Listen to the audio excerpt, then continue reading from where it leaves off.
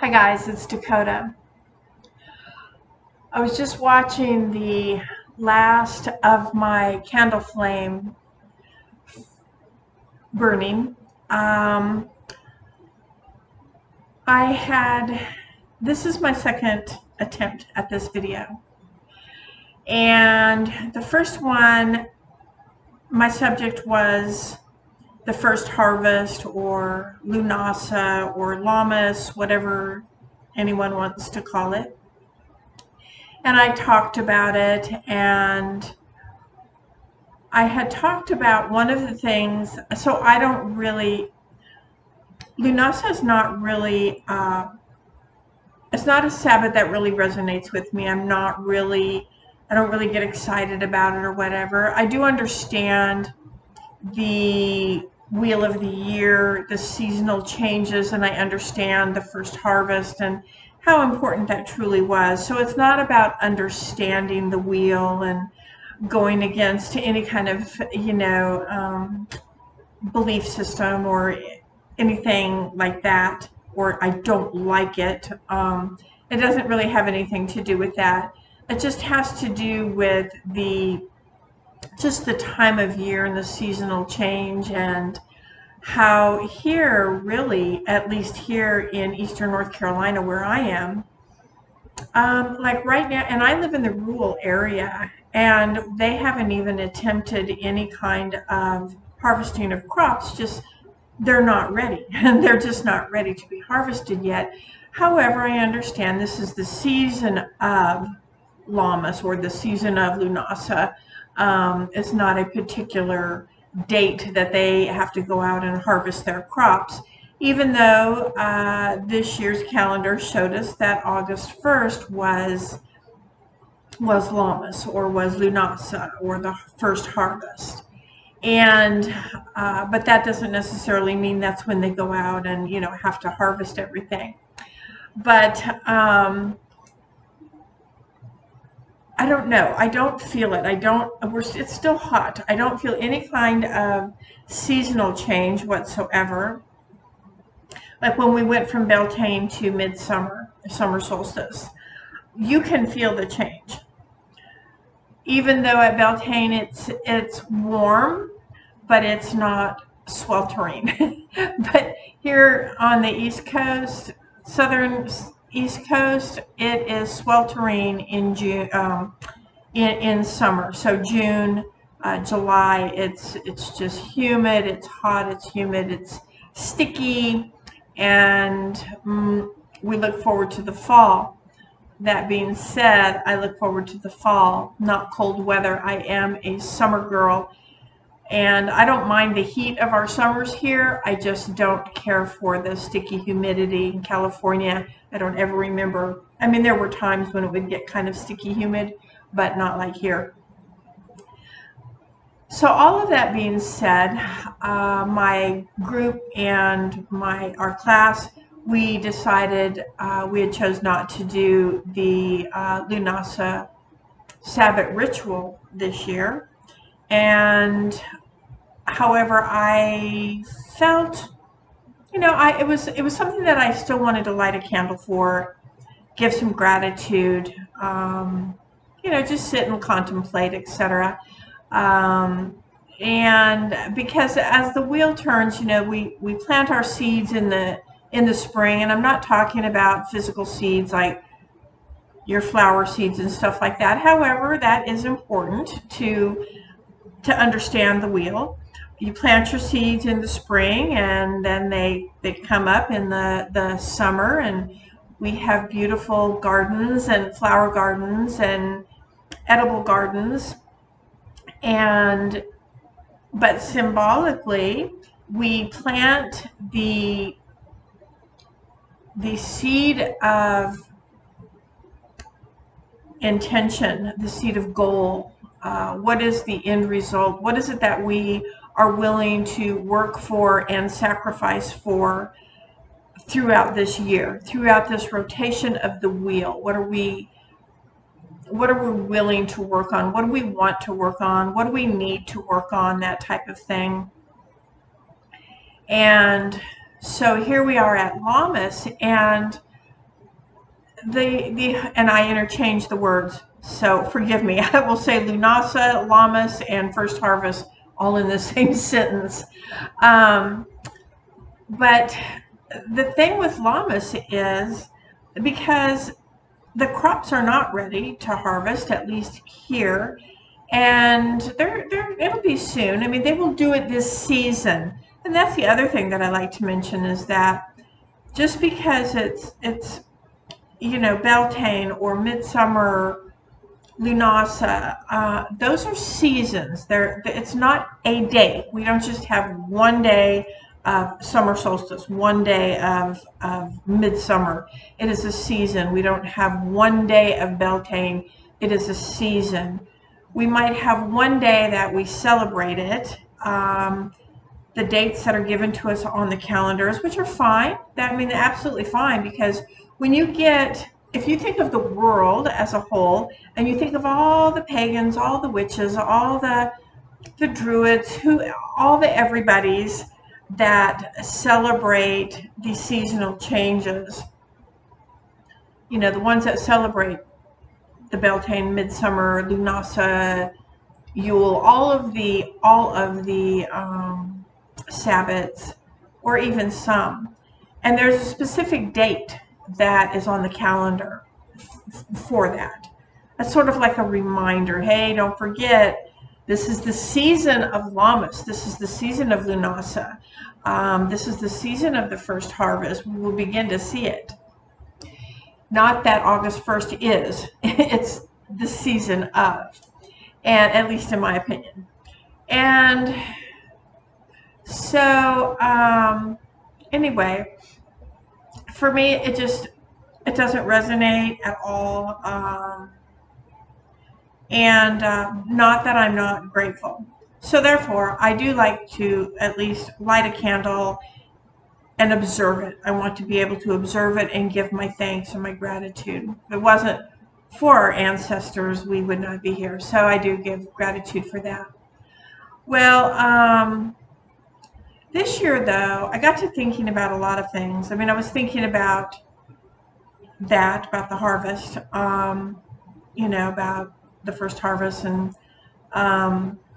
what it means to us as modern folk,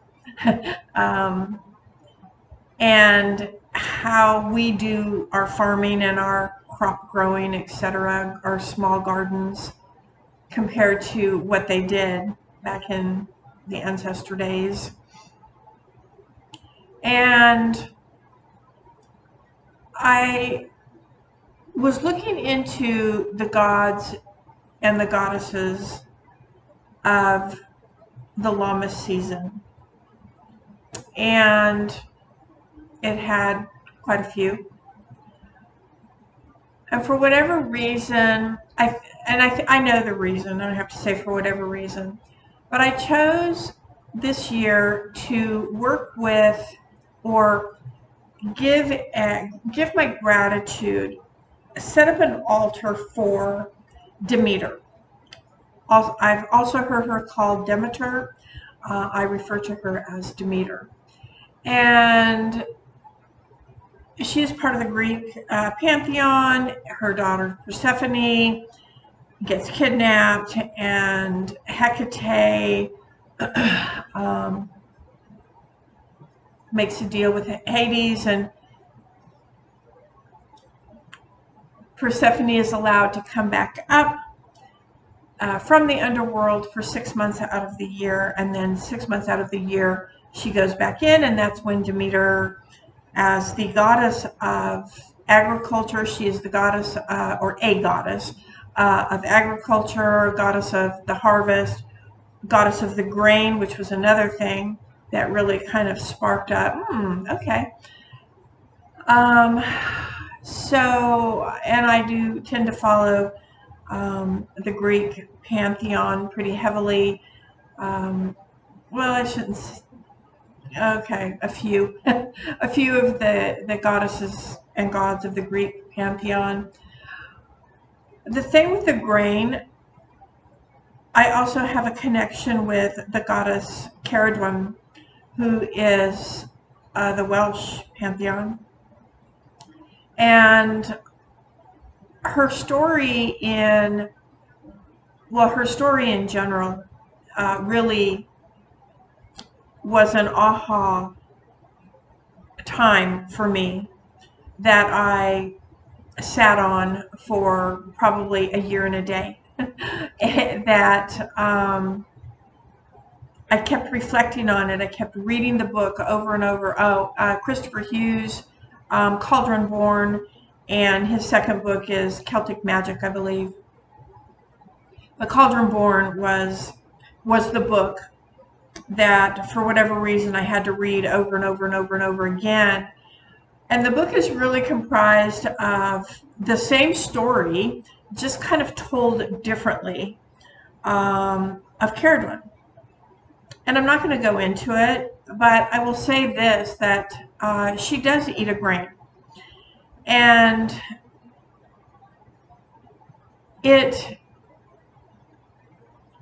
moved me to a different level in my path once I sat with it. And like I said, I sat with it for a very long time, reading, observing, not just reading the story, but dissecting the story, understanding the story. And as I would understand a part of the story, then I would study that separate from the book. And so it really elevated me to a different level in my witchcraft, in my personal opinion, my humble opinion. And I'm grateful for that. So anyway, I chose Demeter, though, basically because she is a goddess of agriculture, the harvest, and of the grain. And which I'm using this statue right here. And then this is actually a statue of Persephone that I don't work with Persephone, but I just thought it would be good to have that. And this is a little god thing that I have. I'll show that to you here in a second. And I just felt, and so in this particular case, it's sort of a generic thing. He's a generic god.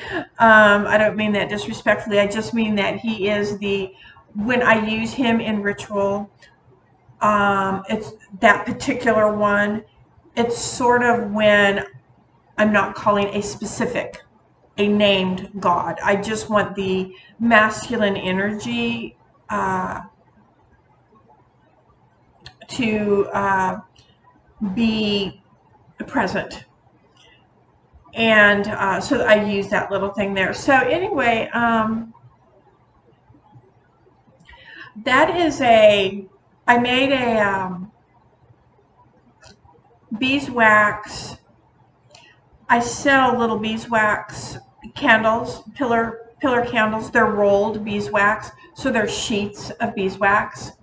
And I like to unroll them and add herbs to it that correspond with whatever it is that I'm doing, which I did, and then roll it back up. And I usually, well, in this case, I don't always do this, but I think I've mentioned before, I work with honey a lot because, well, the bee is my sacred insect, totem insect. And so I roll the candle back up, and then I use beeswax, 3 drops, sometimes 9, depending, and just as a seal. And so it's continuing to burn. I think I might have to check it, and I think that's what I'm going to do. And I'll get the items that are on the altar instead of moving my camera and stuff over there. I'll get them. I'm going to go check that fire real quick, and it's been burning for a while. And I hope it's not my table. And we'll talk about those. And yeah, I'll be right back. Okay, I'm going to continue to let it burn. It's not hurting anything. It is just the base of the candle. I think that the herbs possibly dropped down, and it's doing fine. It's fine. The little tray that it's in is hot though, so I'm just going to let it burn down. I'll keep my eye on it. Okay, so I'll just show you these statues real quick in case you haven't seen them. This is Persephone, and she's absolutely gorgeous. You can see here that she is holding the wheat, and she has a red, it's a pomegranate, and I don't know if you can see with this, but it's opened, and you can see the seeds, pomegranate seeds. And then it has skulls at the base, which is representative of the underworld, and just I don't know, I guess a log representing the underworld, and some flowers. She's very pretty. She's very pretty. So, but I do not work with Persephone as a working goddess. I do not really work with her. I just thought that it was appropriate to, I wanted, I don't know, it was a calling. I just felt like I needed to have her on the altar to represent and to correspond with what my magic was that I was doing. Because even though it was a Sabbath and I wasn't doing spell work, I was not doing spell work, I wasn't doing magic in that regards, but I was doing more gratitude. I guess it was more of a gratitude, and really I was chatting. That's exactly what I was doing. I was just talking. I was talking about how grateful I am, and you know, just my growth as a practitioner, and how I just how the seed had been planted over 30 years ago, and I really didn't. I knew it, but you know, I didn't know what that meant. I didn't know what it was, but through nurturing and through reading and through different mentors that I've had, mentors in California that I had, some who are still with me, and still just awesome beyond friendship. It's not even that. I have a new mentor that I'm working with, and he is awesome. It's a completely different thing for me, and so it's not like I am just full on working with him, but I am working with him, if that makes sense. So, but I can't go there yet. Okay, so then, because I wanted that masculine presence on the altar, because of what I was doing. I was honoring and giving gratitude to Demeter for the harvest and for blessings, etc., etc. And Persephone was her daughter. And the idea that when Persephone was kidnapped, Demeter pretty much killed off all of the crops for 6 months and the land for 6 months. And people, actually, the ancestors, people weren't prepared for that. They weren't, they weren't prepared for that to happen. And so people died as a result of that. There were deaths. Let me put it to you that way. There were deaths because of that. And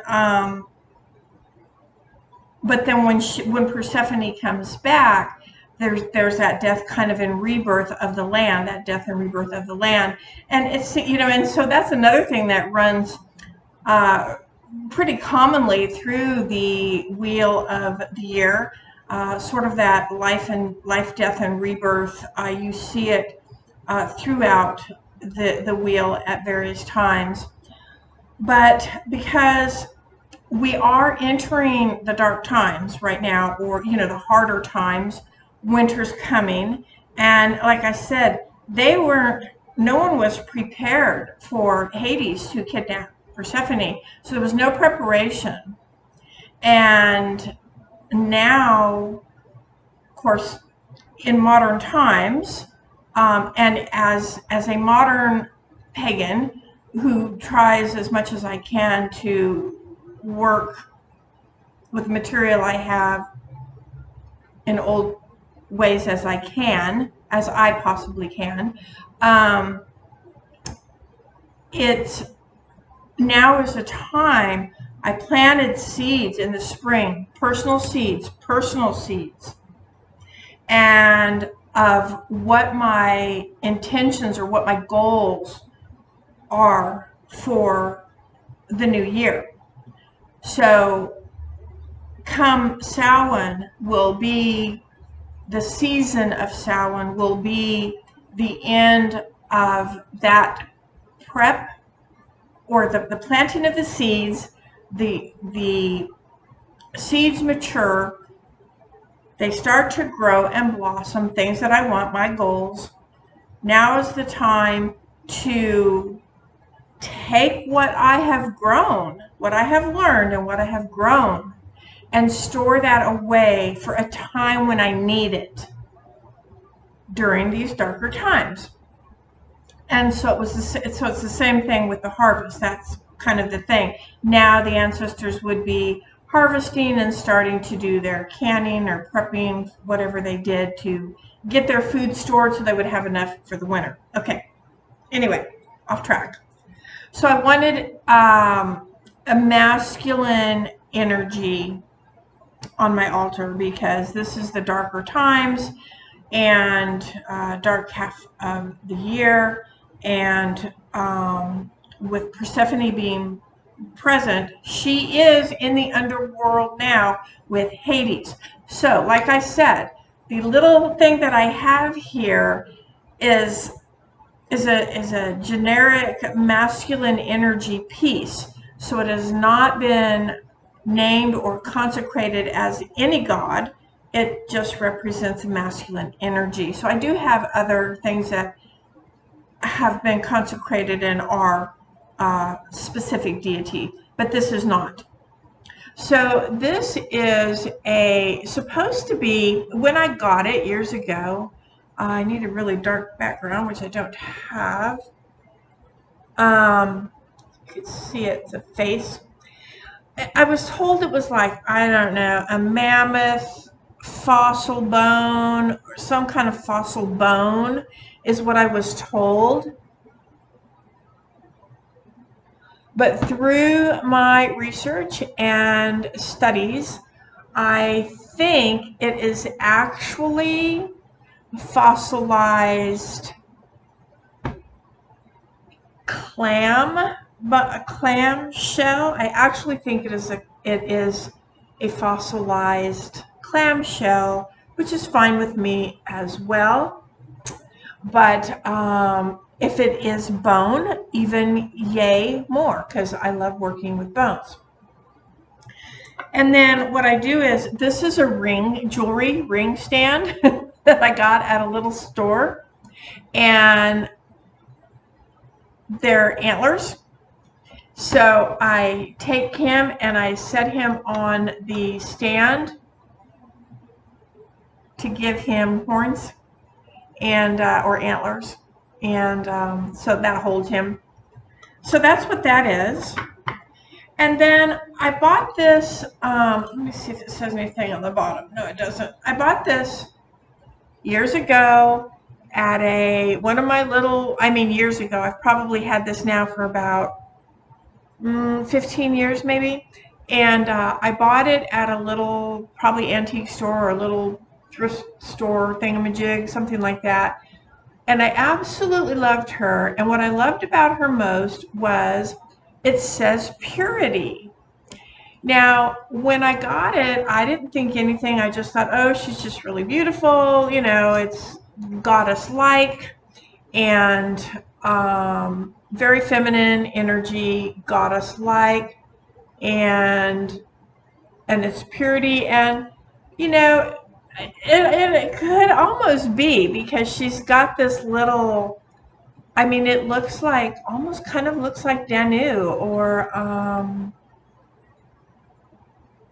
I don't know, but anyway. And then I just took crystals. I took some crystals, and I just, oops, that one's upside down. I just put them in her like that, and I put one in her little bowl. And so she sits on, you know, it's a display altar. It's not a working altar. She just sits on a display altar. So, so that's what I used. And then I had the candle that I made. I had another candle that I used for Persephone, and I'll show you this real quick. And I got these at the dollar store, I believe. I went looking for black birthday candles. Black birthday candles. I mean, right? I mean, black birthday candles. I can't find them anywhere. Anywhere. People turn 50 and everything's always black, but you can't find black birthday candles. But anyway, I couldn't find any. I went to the dollar store thinking maybe they would have some, but they had these really cool little candles. They're like birthday size, I guess, a little bit bigger maybe.